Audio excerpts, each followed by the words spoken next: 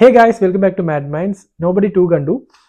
ഈ cinema direct ചെയ്തിരിക്കുന്നത് Timo എന്ന് പറയുന്ന ഒരാൾ. Is N Indonesian film maker. ഈ സിനിമയുടെ ഫസ്റ്റ് പാർട്ട് എല്ലാവരും കണ്ടിട്ടുണ്ടാവും. ഒരു സർപ്രൈസ് ഹിറ്റ് ആയിരുന്നു, ഒരു സസ്പെൻസ് സീൻസുകൾ ഉണ്ടായിരുന്നു, എല്ലാം നമുക്ക് അറിയുന്ന കാര്യമാണ്. സെക്കൻഡ് പാർട്ടിൽ കൂടുതലും ഒരു റോ ഫൈറ്റ് സീൻസും ബ്ലഡ് ഷെഡ്സ് ഉള്ള സീൻസും ഭയങ്കര ബ്രൂട്ടൽ ആയിട്ടുള്ള സീൻസ് ഒക്കെയാണ് ഇതിൽ കൂടുതൽ ഫോക്കസ് ചെയ്തിരിക്കുന്നത്. അത് ഭയങ്കരമായിട്ട് തന്നെ വർക്കൗട്ട് ആയിട്ടുണ്ട്. മൂവിയുടെ ഹീറോ ബോബ് ഓഡൻകർക്ക് ഹച്ച് എന്ന റോളാണ് ചെയ്തിരിക്കുന്നത്. ഈ ബോബ് ഓഡൻകർക്കിനെ നിങ്ങൾക്ക് എല്ലാവർക്കും അറിയാം, ഈ ബെറ്റർ കോൾ സോൾ അതിലൊക്കെയാണ് പുള്ളി കൂടുതൽ ഫേമസ് ആയിട്ട് എല്ലാവർക്കും അറിയപ്പെടുന്ന ക്യാരക്ടർ ആയിട്ടുള്ളത്. പുള്ളിക്ക് ഇത്ര വയസ്സുണ്ട് എന്നുള്ളത് ഈ സീൻസ് കണ്ടാൽ നമുക്ക് മനസ്സിലായി. ഈ ഫൈറ്റ് സീൻസ്, ഒരു hand to hand fight scenes, ഇതെല്ലാം നമുക്ക് കണ്ടുവച്ച് നമുക്ക് ഇത്ര വയസ്സുള്ള ഒരാളാണ് ഇത് ചെയ്യുന്നത് എന്നുള്ളത്, പുള്ളി age is just A number എന്ന് തെളിയിച്ചുകൊണ്ടേ ഇരിക്കുകയാണ്. ഫാദറിന്റെ ക്യാരക്ടർ ഉണ്ട്, ക്രിസ്റ്റഫർ ലോയിഡ് ആണ് ചെയ്തിരിക്കുന്നത്. ക്രിസ്റ്റഫർ ലോയിഡ് ഒരു ലെജൻഡറി ആക്ടറാണ്.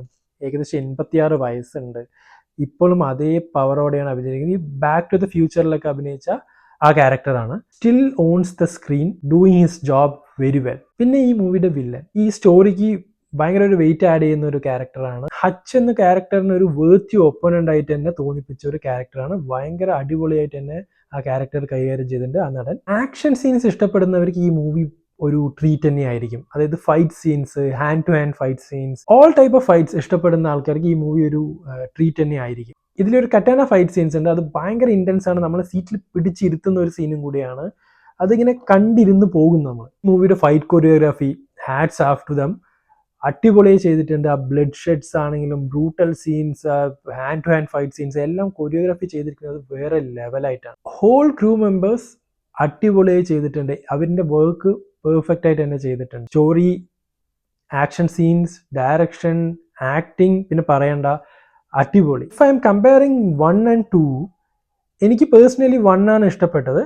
ബട്ട് ഈ മൂവിയും ഒട്ടും പുറകിലല്ല, അടിപൊളിയായിട്ട് തന്നെയാണ് ഈ മൂവി കൈകാര്യം ചെയ്തിരിക്കുന്നത് എല്ലാ കാര്യങ്ങളും. പക്ഷെ നമുക്ക് കമ്പയർ ചെയ്യുമ്പോൾ നമുക്ക് 1 ഇഷ്ടപ്പെടും. അതിന് കാര്യം അതിൻ്റെ സസ്പെൻസ്, അതൊരു സർപ്രൈസ് ഹിറ്റായിരുന്നു. നമുക്കത് കാണുമ്പോൾ ആ ഫസ്റ്റ് ഇമ്പാക്റ്റ് ഉണ്ടായിരുന്നു. ഇതൊരു സെക്കൻഡ് പാർട്ട് എന്ന രീതിയിൽ വരുമ്പോൾ നമുക്ക് ഓൾറെഡി അറിയാം ഇന്ന ആളാണ്, ഇന്ന ആളെ കൊണ്ട് എന്തൊക്കെ ചെയ്യാൻ പറ്റും എന്നുള്ള കാര്യങ്ങളൊക്കെ നമുക്ക് അറിയുന്നതുകൊണ്ട് ആ ഒരു ചെറിയൊരു ഡ്രോബാക്ക് ഉണ്ട്. മൂവിയുടെ പേസിങ് ഭയങ്കര ടൈറ്റ് ആണ്. എല്ലാം പടപടപടയെന്നായിരിക്കും എല്ലാം പോകുന്നത്. പിന്നെ വയലൻസ് ഭയങ്കര റോ ആയിട്ട് കാണിച്ചിട്ടുണ്ട്. ഈ ഫാദർ ആൻഡ് സണ്ണിന്റെ ഇമോഷൻ ഭയങ്കരമായിട്ട് ക്യാരി ഓൺ ചെയ്തിട്ടുണ്ട്. നിങ്ങൾ ഫസ്റ്റ് മൂവിയുടെ ഒരു ഫാൻ ആണെന്നുണ്ടെങ്കിൽ ഈ മൂവി നിങ്ങൾ ഡിസപ്പോയിന്റ് ചെയ്യില്ല. ചില ആൾക്കാർക്ക് ഫസ്റ്റ് മൂവിനെ റൂയിൻ ചെയ്തു ഈ മൂവി ഇറങ്ങിയതിന് ശേഷം എന്നുള്ള ഒരു തോട്ട്സ് ഒക്കെ എല്ലാ സെക്കൻഡ് പാർട്സിനും വരാറുണ്ട്. പക്ഷെ ഈ മൂവിക്ക് അങ്ങനെ ഒരു പ്രശ്നമില്ല. നിങ്ങൾക്ക് ധൈര്യമായിട്ട് പോയി കാണാം. അടിപൊളിയായിട്ട് ചെയ്തിട്ടുണ്ട്. നല്ലൊരു വർക്കാണ്.